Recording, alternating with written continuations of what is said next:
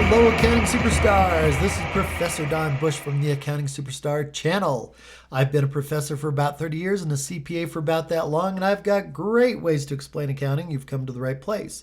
Hey, I want to thank the subscribers for signing up for this channel. It helps the channel, and it's also enjoyable for me to see all the new people subscribing, so I appreciate it.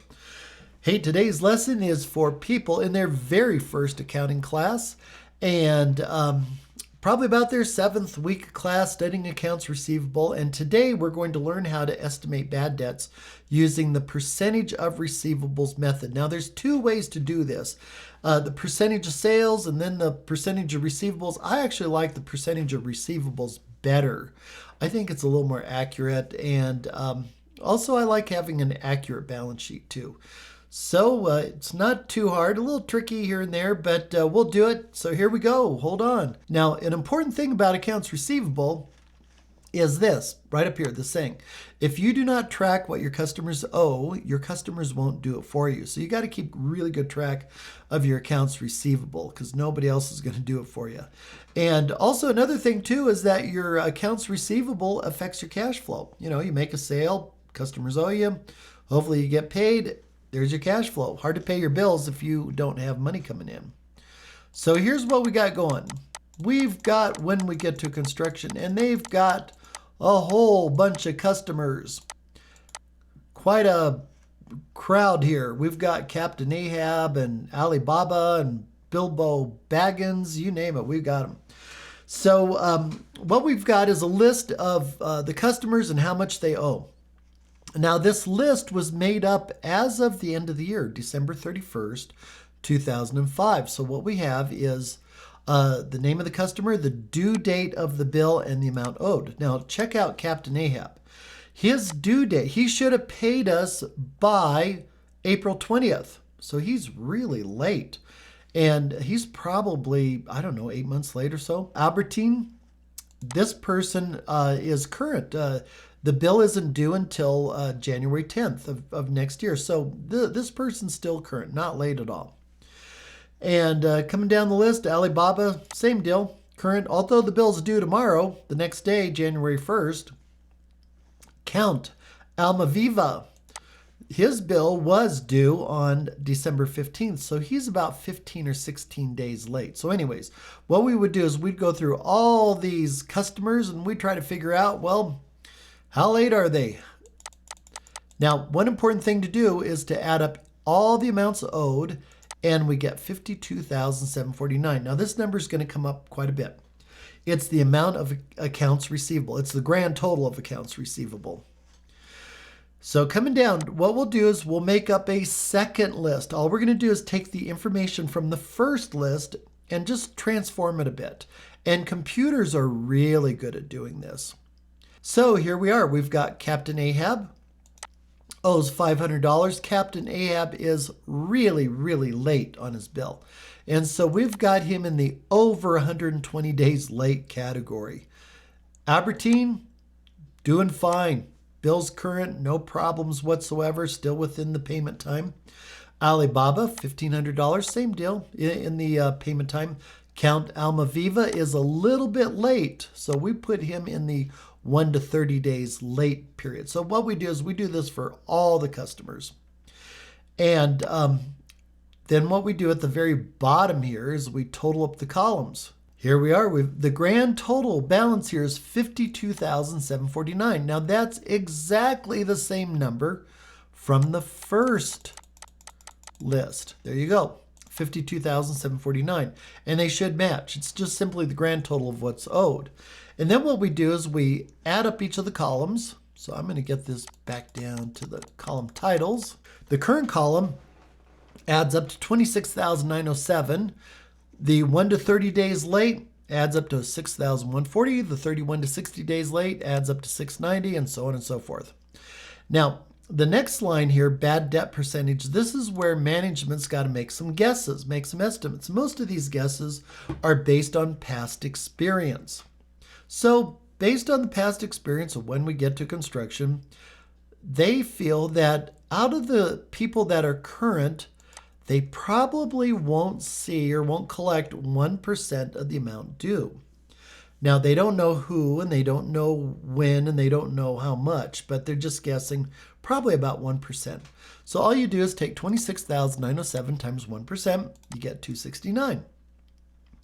Do the same thing with the other columns, like 1 to 30 days, it adds up to 6,140. Based on management's expectations, their estimates, past experience, they think probably about 3% bad, or $184. Now, this is done for each of the categories. Now, look at this here, over 120 days late, that's really late. They feel, based on past experience, they're not going to collect like 90% of it. And so 3,256 times 90% is 2,930. Now, if we add up all of these numbers horizontally here, we get $6,587. I've got the key to success right next to it here. So we want to hang on to this number, 6,587. That number is going to turn up quite a bit here. So going down to step number 3, what we have to do is we have to look at our account, allowance for doubtful accounts. Allowance for doubtful accounts. It goes on the balance sheet. However, it has a credit balance. It goes underneath the assets. It's called a valuation account or a contra account. And we have to look at the beginning balance. Now, the beginning balance for this account right here at this moment in time is nothing, 0. All right. So what we're going to do, we're going to make an adjusting entry. And we want this account, allowance for doubtful accounts, to equal 6,587. So what we'll do is we'll do a journal entry, and the ending balance will be what we want it to be. So here's the adjusting entry right here.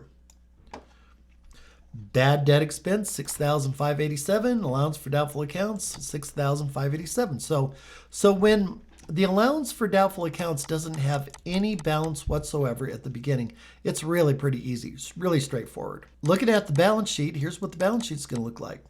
We've got our accounts receivable, 52,749. If you're wondering, where's that number coming from?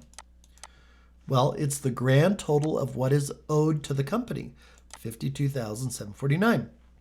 And then what we do is we subtract away our allowance for doubtful accounts, which is 6,587. And if you're wondering again where that number is coming from, well, there it is right there. And also, it's what we want the balance in this account to be, 6,587. All right, so easy. Now, what if, here we go, here's a big what if. What if the allowance for doubtful accounts has a different balance in it? What if it has $1,000 on the credit side here as a beginning balance? So what do we do there? Well, again, our key to success is we want the balance in the allowance for doubtful accounts to equal 6,587. So how do we get there? Well, 1,000 plus 5,587 is going to give us what we want it to be. We want it to end up being 6,587. So the amount of our journal entry is going to be 5,587. So let's go down here to the journal entry. All righty. So here's our journal entry, folks. Bad debt expense, 5,587. Allowance for doubtful accounts, 5,587. It comes from right there, the adjustment. So if you're wondering where in the world's it coming from, here it is. I'll put it in a nice green color. How's that? So that is where these numbers are coming from. There we go. Now, one last example. And by the way, the balance sheet is the same as it was before. Accounts receivable, that's the grand total that people owe us, $52,749. Less allowance for doubtful accounts, that's our ending balance, comes from right there.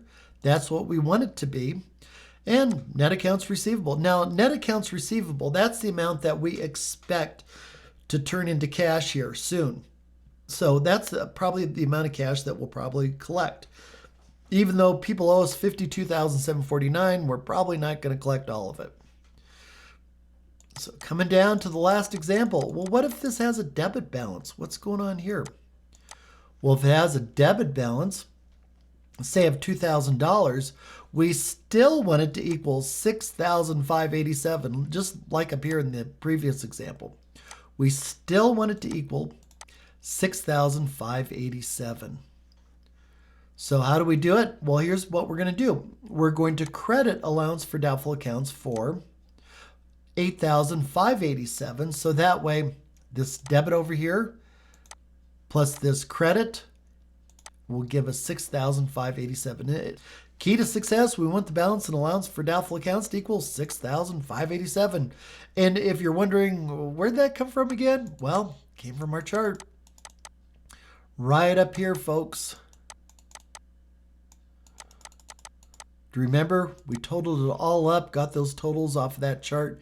And if we added it up horizontally, it added up to 6,587. That's why we want it to be 6,587. So coming down here, so here's the journal entry. Bad debt expense, 8,587.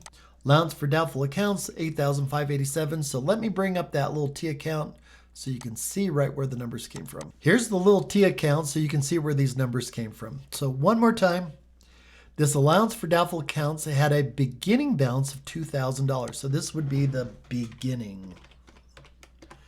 And we want it to end up being 6,587. So this is what we want it, the ending to be.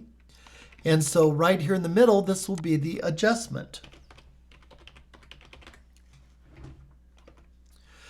Again, all it is we want the balance to be 6,587. How we're going to get there? Well, it's got a debit balance of 2,000. So to make it equal, we've got to credit the account for 8,587. So 8,587 minus 2,000 is 6,587. So here's the journal entry: bad debt expense, 8,587. Allowance for doubtful accounts, 8,587. And folks, the balance sheet is going to look exactly the same again. Accounts receivable is the total amount owed. The allowance for doubtful accounts, that's what the ending balance is right here, and that's what we want it to be. Look at that. They match. And the net accounts receivable, that's the amount of cash we expect to collect from our customers. So there you go, folks. There's the calculating the allowance for doubtful accounts or bad debt expense using the percentage of receivables method. It's my favorite method. I think it's the better method. So if this video helped you out, hit that subscribe button, hit the like button. Check out accountingsuperstars.com, and thanks for subscribing too, to all you folks who have. Until next time, over and out.